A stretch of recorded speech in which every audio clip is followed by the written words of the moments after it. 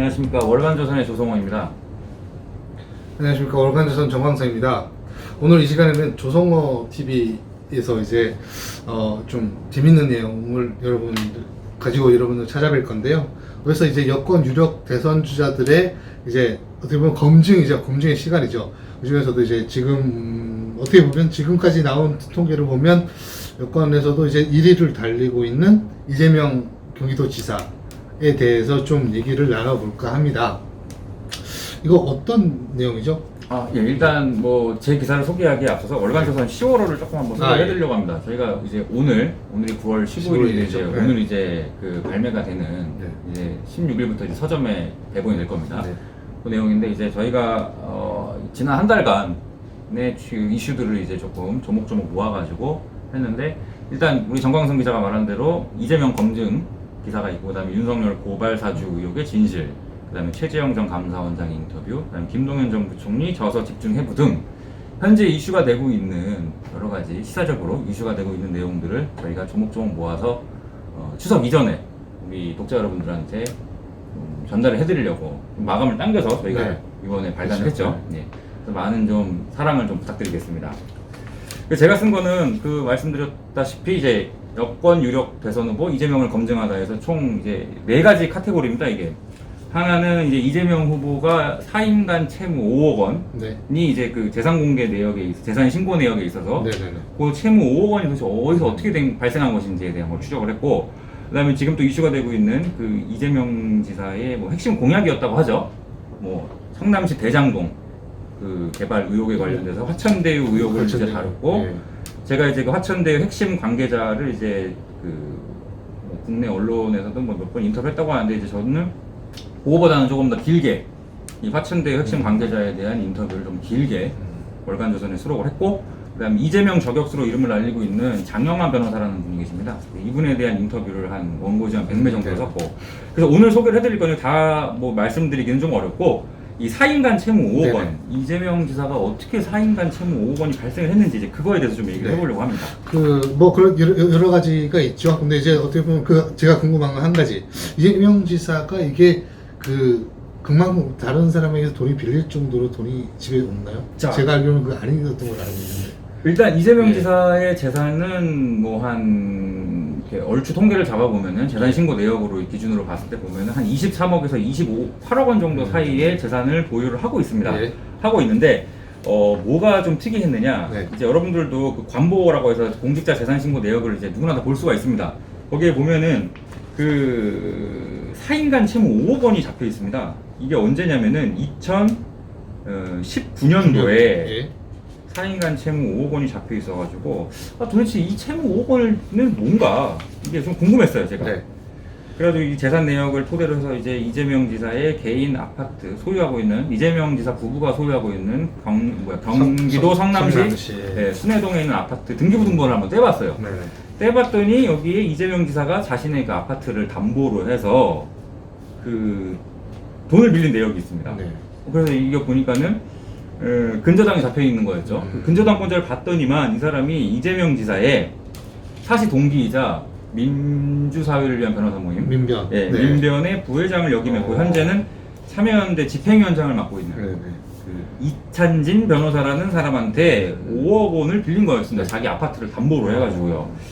자, 근데 이상하지 않습니까? 그쵸, 이때가 그때 19년도라고 하면 이재명 전 도지사가 뭐 재판을 받고 있을 때가 아닙니까? 그렇죠. 이제 이재명 지사가 이제 공직선거법 위반하고 이제 직권남용 혐의로 재판을 받고 있다가 2019년 7월에 2심에서 항소심에서 이제 유죄를 선고받았어요. 벌금 300만 원을. 그래서 이게 지사직이 이제 그래서 밀려나갈 뻔한 이제 위기에 처한 겁니다, 정치적으로. 그래서 이제 2019년 정정하겠습니다. 2019년 9월입니다. 9월. 그래서 그 지사직에서 이제 쫓겨날 위기에 처해 있었는데, 그로부터 약 한 달 후에 이 근저당 계약이 맺어진 겁니다. 그래서 이찬진 변호사한테 5억 원을 빌린 이 용처가 무엇인가에 대한 이제 의구심이 들기 시작한 거죠. 그래서 제가 이찬진 변호사한테 얘기를 해봤어요. 전화를 해가지고 물어봤습니다.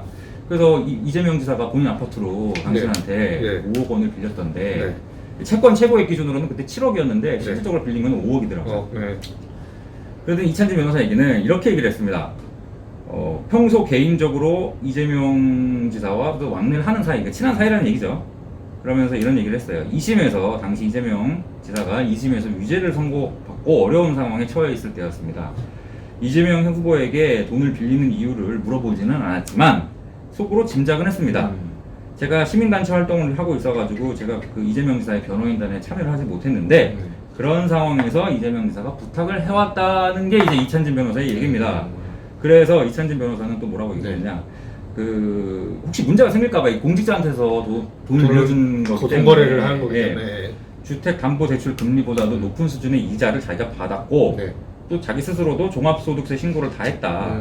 내 입장에서도 혹시 문제가 되지 않게끔 깔끔하게 처리했다. 뭐 이런 취지의 얘기를 해왔습니다. 근데 이게 어떻게 보면 속으로 짐작됐다라고 하는 것 자체가 뭔지 혹시 들어보셨습니까? 그렇죠. 그래서 저는 이제 그 최근에 뭐 변호사비 논란 무료 수임을 한 거냐 아니면 뭐 얼마를 냈느냐 이제 수임료 논란이 이제 빚어졌었습니다. 이재명 지사에 관련돼서 그게 이제 이낙연 후보 측에서 이제 집중적으로 그걸 제기를 했었죠. 혹시 그래서 이 빌린 5억 원이 그거와 관련이 돼 있지 않겠느냐라고 이제 생각을 해가지고 이찬진 변호사한테 물어봤는데 뭐 명시적으로 답은 하진 않았고 그냥 짐작은 했다라고 하는 부분에서 뭔가 유추를 할 수 있는 거죠. 그래서 이제 이재명 지사는 아까 말씀드린 대로 현금성 자산이 되게 좀 그 당시에 있었습니다. 한 15억에서 한 16억 정도의 현금성 자산을 보유하고 있었는데 또 그 중에서도 2억 원은 또 현금이었어요. 자, 그러면 왜 여기서 5억 원을 빌렸을지에 대한 이제 의문이 드는 겁니다. 그리고 아파트 등기부등본상에서도 뭐 따로 대출 받은 게 없었기 때문에 은행권으로부터도 대출을 받을 가능성이 있었는데 그렇죠. 사적으로 또 그걸 받았다는 거죠. 물론 뭐 이거 받을 수는 있긴 한데 이걸 어디다 썼냐가 문제가 좀 되는 그렇죠. 거죠. 이거는 이제 본인이 이제 뭐 물론 돈이 없고 재산이 이제 어떻게 보면 재산 내역을 공개했을 때 재산이 없는 상태에서 5억을 빌렸다면 뭐 그럴 수도 있겠다라고 볼 수 있겠지만 재산이 막 10몇 억씩 있는 사람이 주택을 담보로 친구에게서 어떻게 보면 친구인데 친구에게서 돈을 5억이나 빌렸다. 뭔가 시사하는 바가 있을 것 같은데 이제 이거는 이제 이재명 지사 본인만이 제일 잘 알고 있는 부분이겠죠. 그리고 또 하나 특이한 게 이 누락됐다가 정정 신고한 또 재산 내역이 있습니다. 뭐냐면 이건 또 사인간 채권입니다. 채권이라는 건 아시다시피 내가 누구한테 돈을 빌려줬을 때 형성되는 게 사인간 채권인데 이 5억 500만 원이 뭐냐. 근데 이건 또 특이하게도 2019년도에 이재명 지사가 재산을 총 23억 한 2,980만 원을 신고를 했어요. 그런데 2020년 작년에 그때 재산 내역에 없었던 사인간 채권 5억 500만 원이 신고가 된 겁니다. 그래가지고 이게 문제가 돼가지고 다시 이제 정정 신고를 했어요. 정정 신고를 하면서 뭐라고 했느냐? 이게 코로나19 대응에 매진하면서 경황이 없는 와중이라 이건 이제 보도가 된 내용입니다. 실무자가 이제 좀 실수를 했다. 뭐 이런 취지로 얘기를 했어요. 그러면 이 사인간 채권 5억 500만 원은 또 뭐냐? 그러니까 그 2019년도에는 5억을 빌리고 제3자에게서 또 5억 500만 원은 또 누구한테 빌려주고 그래서 이 내역이 참고로 말씀드리면 그 이찬진 변호사한테서 빌린 5억 원은 2020년에 다 변제를 했습니다. 변제를 한 상태였기 때문에 그럼 도대체 이거는 무엇인가에 대한 또 의문이 또 들 수밖에 없죠. 그래서 이거는 가장 확실하게 답할 수 있는 사람은 누구겠습니까? 당연히 이재명 후보 본인이죠. 당연히 물어봤습니다. 이거가 어떻게 되느냐 조목조목 물어봤죠. 5억 원 빌린 거는 내역을 어디다 썼고 또 사인간 채권 5억 500만 원은 뭐고 그리고 현재 논란이 되고 있는 변호사 수임료의 구체적인 액수가 얼마냐라고 단도직입적으로 물어봤더니 이재명 후보 측은 자 이제 이렇게 얘기를 합니다. 뭐냐 변호사비는 이재명 후보의 지지의사로 변호인단에 단순하게 이름을 올린 사람과 또 사임한 변호사 외에 실제 변론에 참여한 모든 변호인들에게 지급을 했다는 입장입니다.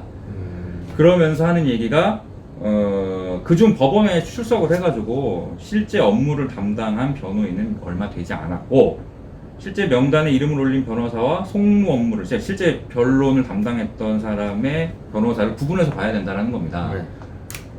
그럼 뭐 이제 그렇게 해명을 했고 그다음에 실제 변호사비는 얼마나 쓰였느냐라고 물어봤더니 이재명 후보의 재산 감소분이 3억 원이다. 그러니까 한 2017년부터 2020년까지의 그 단순 산술적으로 이렇게 추계를 해보면 한 재산 감소 분율이 3억 원이라고 하는데 이 3억 원의 대부분이 변호사비로 쓰였다. 그러니까 그 한도 내에서 이제 쓰였다는 겁니다. 그리고 덧붙이기로는 재산 문제는 공직자 재산신고서에 투명하게 밝혀져 있으니 문제가 전혀 없다는 입장을 밝혀왔습니다.